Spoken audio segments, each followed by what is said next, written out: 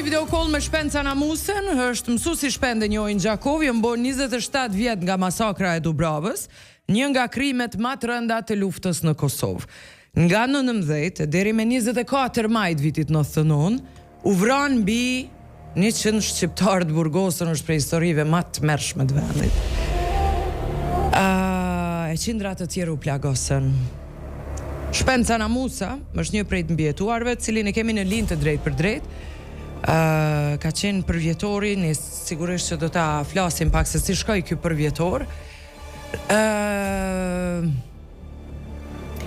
Shumë që kanë qenë aty nuk e flasin fare, as dojnë ta përmendin, as ta kujtojnë, as janë pak më të mbyllur, por unë mbaj mend ditën kur u liruan, se çfarë Gjakove.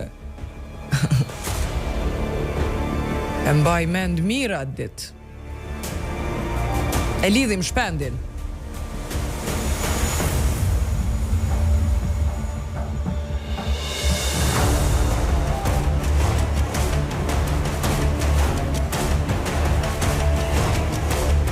Mësuesi Shpend, mirë se erdhe në radar. Mirë se gjeta, Edita. Shumë kënaqësi me ju pas. Faleminderit gjithashtu edhe juve. Shumë pak njerëz flasin, Gjakov të paktën për masakrën edhe kohën e burgut Dubravës, për shkak se ka qenë aq e vështirë, aq e rënda që Po. Ne si duka gjene kemi përmend shumë shpesh, kemi folë në përvjetore, kemi pas rrëfime të ndryshme. Edhe për grupin e Gjakovës, me qenë se jo vetëm jo mësuesi Shpend, po pjesë të atij grupi unë e kisha dajën dhe shumë shpesh e kom folën në radar. Flas për dajën tim Hysen Junikun, që shumë rrallë përmend për shkak të pamjeve të rënda, ngjarjeve që edhe shokëve që humbet atje. E vërtet. Sa shpesh kujtohet prej institucioneve ose çfarë gëzoni ju nga gjithaj trishtim që e keni kaluar atëherë? Edita, faleminderit për mundësinë dhe respekte për misionin e juaj. Ato gjitha të cilat ju i përmendet janë të vërteta, pa dashur asgjë të mungojnë nga fjalët e juaja, vetëm se neve çka është më rëndësi se të ishte burgosur dhe ajo që neve na provokon më shumëti janë tri aspekte të cilat duhet përmenden dhe duhet kihen parasysh. Është aspekti shëndetësor, është aspekti psikofizik dhe aspekti ekonomik. Gjitha këto janë ndërlidhura me një farë forme, por në një pika shkurta nëse më jep mundësinë. Jo, po më intereson, a ju troket ndonjëherë dikush nder edhe me diskutu se ju me të vërtet keni kalu një kohë shumë të vështirë atje, unë i di disa prej historive, i dhe më besoj shumica, dhe me siguri që do duhet të kishit një përkraje. Sigurisht se po.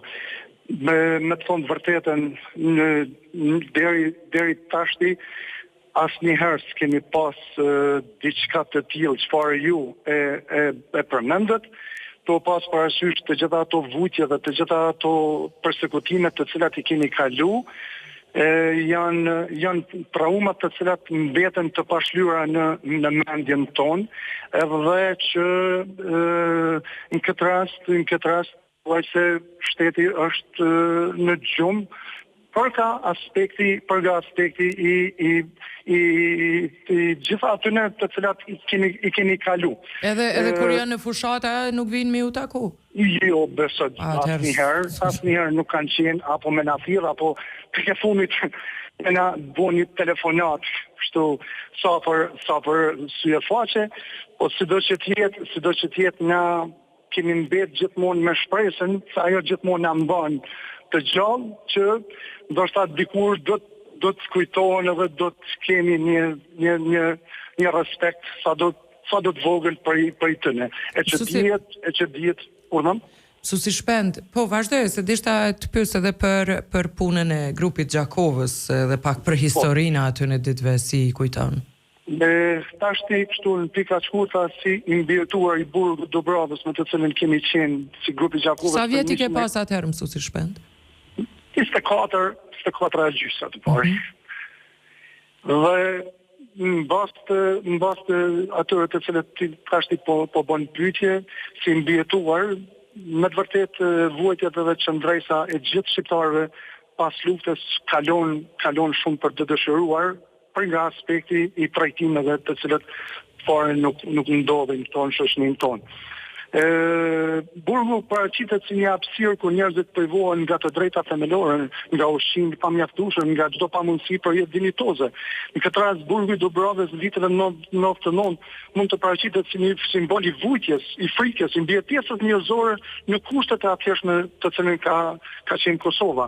E sidomos bombardimet e NATO-s janë shëndru në një hapësirë tragjike ku të burgosur shqiptarë u gjendën mes dy rreziqeve.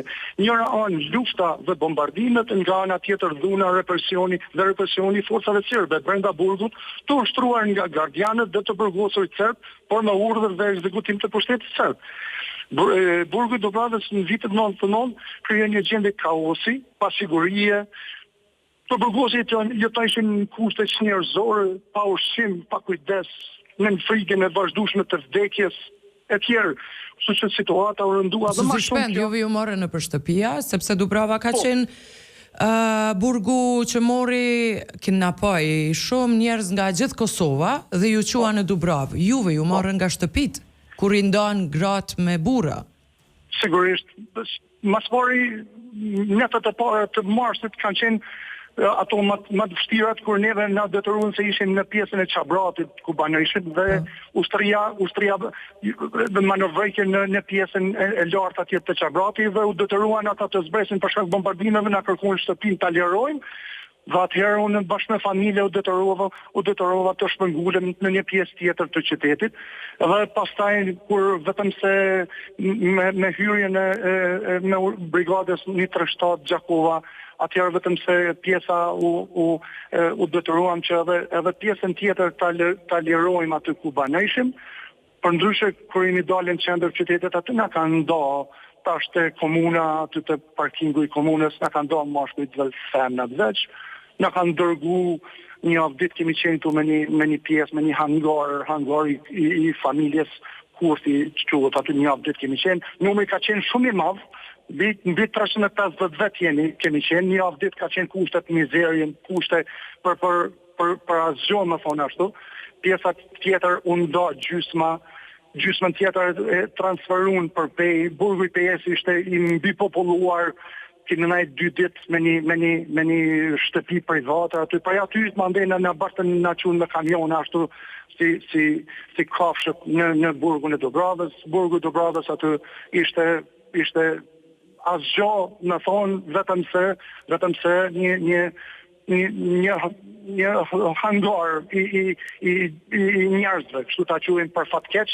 Aty i përjetuam gjithat, e përjetuam edhe bombardimet e NATO-s data 19, 20, 21 dhe 22 maj, pastaj mas përfundimit të Dubravës u transferuam në burgun e Lipjanit, aty dhe në 10 qashor kemi mbet, në 10 qashor autobusat të lidhur në vet të rrahur, të maltretuar, të gjithat që i kemi përjetu, na kanë transferu për burgun e Nishit, na kemi pas fatin, ta quajmë fatin ashtu në fojza në burgun e Nishit të na transferojmë, dhe mandene deri në vitin 2001, kur ishin të gjithë pjesa më e madhe ashtu e grupit Gjakovës kemi qëndruar aty, se një pjesë ka qenë në burgun e Požarevcit dhe në Sremin e Mitrovicës së Vojvodinës.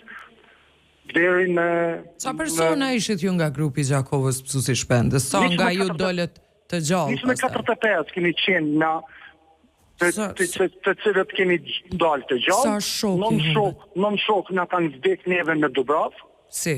Non shok kanë nga bombardimet. Nga bombardimet. Aty jemi të mërru me në të kuptimin se gjithmonë në mbajke ajo friga edhe gjithë ajo të cilën na preokupojshin. E për atë arsye edhe unë e qujta këto aspektin ekonomik, aspektin shëndetësor dhe psikofizik që me të vërtet neve na mungon si ishte burgosur, për arsye se tu e di që shumë shtete mbas luftës janë marrë me ish të burgosënit edhe i kanë trajtuar në forma të ndryshme. Na kemi raste, për shembull, për zonë nështë Markovish, pika të shkurta, për shembull rastin e Bosnës që kemi mbas luftës vini më shumë 92-95, kur ishte burgosin dhe viktimat e torturës përfituan statusin ligjor si viktim civile e luftës. E që neve na mungon o fjala në këtë rast. Mandej ne kemi edhe luftën mbas luftës, e kemi rastin e Kroacisë, kur edhe veteranët e luftës, edhe ishte burgosur përfitojnë pensionet e veçanta, kujdes shëndetësor për hyrtar, rehabilitim psikofizik. Të gjitha këto nën kujdesin dhe institucionet shtetërore. Ju s'keni asnjë ndihmë prej shtetit? Jo, absolutisht jo. Qysh është me jetu mësuesi Shpend mas gjithë kësaj traume dhe tragjedie që e keni përjetuar në burgun e Dubravës? Qysh është me shëndetin mendor me jetu me këto pamje vazhdimisht? Me shokët e juaj, sa shpesh takoheni ju njëri me tjetrin? Cila është gjendja sot e juaja? Fati është që ne sa jemi tash të gjallë, e që një pjesë shumë e madhe veç po na shkojnë, po ndrohin jetë dhe me shokët të cilët ne shumë shpesh nga bjedhe të takohen edhe të rinë edhe të diskutojnë edhe ti qajnë hallet, sidomos aspektin ekonomik, aspektin që të tregova psikofizik, me lloje të ndryshme të stresit, me lloje të ndryshme të traumave, thuaj se rehabilitimi shëndetësor është një prioritet shumë më rëndësi për ne në këtë rast. E që për fat nuk kemi gjetë dhe nuk kemi pas mundësinë qysh ta shprehin të institucionet të që ata që ti pak më përpara apote që dikush nuk troket në derë ata dhe për ata arsye nuk kanë njohuri thuaj se fare. Unë shpresoj që gjatë kësaj fushatet nëse jo vi në një fushat tjetër, se tash e kemi mësuar ritmin e zgjedhjeve, por është vonja 26 vjet pa interesim për ju. Sigurisht. Është edhe mshme. Çashtu është. Për fat keq kemi mbetë në atë formën e stihikës, ashtu ta quajmë. Po për vjetori si ishte i organizuar, meqense kishit këtë përvjetor? A kishte figura politike prezent? Po, ato janë të pashmangshme, çdo përvjetor, ato janë pashmangshme me fjalime, me gjitha ato të cilat organizohen, po normal organizohen nga shteti. Mësuesi Shpend, unë do të kërkoja shumë prej jush ta shkruani historinë, sepse sa ju kemi gjallë na duheni që gjithë kjo histori dhe rrëfimi juaj të jetë i shkruar për gjeneratat në vazhdim. Unë e kujtoj ditën kur jeni liru. Të cilit për nesh e ka nga një histori edhe se vetë jeta ka qenë historike kjo që është përjetuar atje. E di edhe pritin që ju ka bo qyteti, se cili qytet nga ka pas në burgun e Dubravës, edhe se cila familje besoj një familjar e ka pas atje dhe për afërsisht histori e dim. Do të takojmë prapë bashkë, do të shohim edhe një lloj dokumentari, ta kemi së bashku edhe me fotografit që t'jalojmë gjeneratave në vazhdim. Si dëshmi. Ndërsa sa i takon institucioneve, uroj ta kthejnë kokën edhe nga ata që kaluan trauma gjatë kohës luftës. E ditë e vlerësoj lartë profesionalizmin dhe respektin që e treguat ju në këtë rast, dhe mirënjohje për kushtimit për trajtimin e çështjeve me interes shoqëror kombëtar, duke i dhënë hapësirë historive që meritojnë të dëgjohen dhe të kujtohen nga brezat e sotëm data tashme.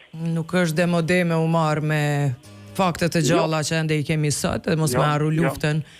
Knatësi që të pata në emision, do shihemi prap, do ndëgjohemi ose mësuesi Shpend, miru pafshim, të falat gjithë. Më falë që të nxorëm nga mësimi, po deshtëm shkurt ta preknim pak burgun e Dubravës. Shumë faleminderit. Miru pafshim.